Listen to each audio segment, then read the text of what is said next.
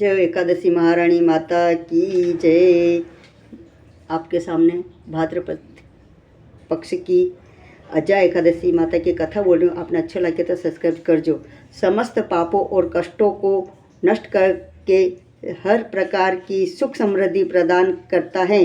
भाद्रपद मास के कृष्ण पक्ष की इस अजा एकादशी का व्रत आज भगवान विष्णु के उपदेव स्वरूप की कथा आराधना की जाती है। व्रत और पूजा का विधान तो सभी एकादशियों का एक ही समान है और एक एकादशी भी इसका उपवाद नहीं।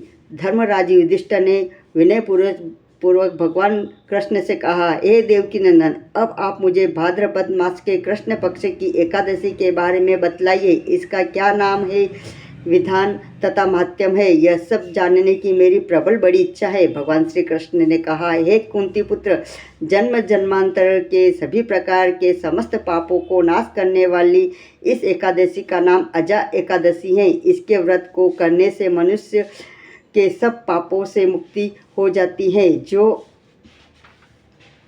मनुष्य इस दिन भगवान हर्षिकेश का पूजन करता है उसको अवश्य वैकुंठ की प्राप्ति होती है। अब मैं इसकी कथा कहता हूँ, आप ध्यानपूर्वक सुनिए। सतयुग में सूर्यवंशिक में सत्यवादी हरिश्चंद्र नामक एक महान प्रतापी चक्रवर्ती सम्राट थे। एक बार उन्होंने अपना संपूर्ण राज्य राजर्षि विश्वामित्र को दान कर दिया और दक्षिणा चुकाने के लिए अपनी पत्नी, पुत्र तथा स्वयं को दास के रूप में बेच दिया। राजा शमशान में चांडाल का दास बनकर सत्य को धारण करता हुआ मृतकों का वस्त्र ग्रहण करता रहा, मगर किसी प्रकार भी सत्य से विचलित नहीं हुआ। कई बार राजा चिंता के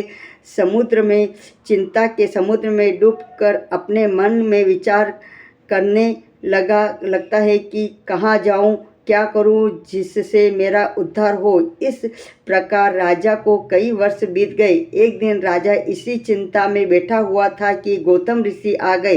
राजा ने उनको प्रणाम किया और अपनी दुख भरी गाथा सुनाई। राजा की बातें सुनकर गौतम ऋषि ने कहा, हे राजन, आज से 7 रोज बाद भाद्रपद मास के कृष्ण पक्ष की अजा एकादशी आएगी।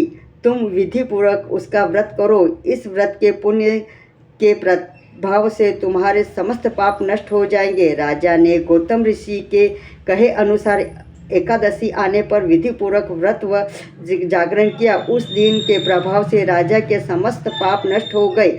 आकाश में बाजे बजने लगे और पुष्पों की वर्षा होने लगी। ब्रह्मा, विष्णु, शिव तथा इंद्रादि देवता भी उसके सामने आकर उपस्थित हो गए। उसने अपने मृतक पुत्र को जीवित और अपनी स्त्री को वस्त्र तथा आभूषणों से युक्त देखा। उस व्रत के प्रभाव से राजा हरिश्चंद्र को पुनः राज्य मिला और अंत में सब परिवार स्वर्ग को गए।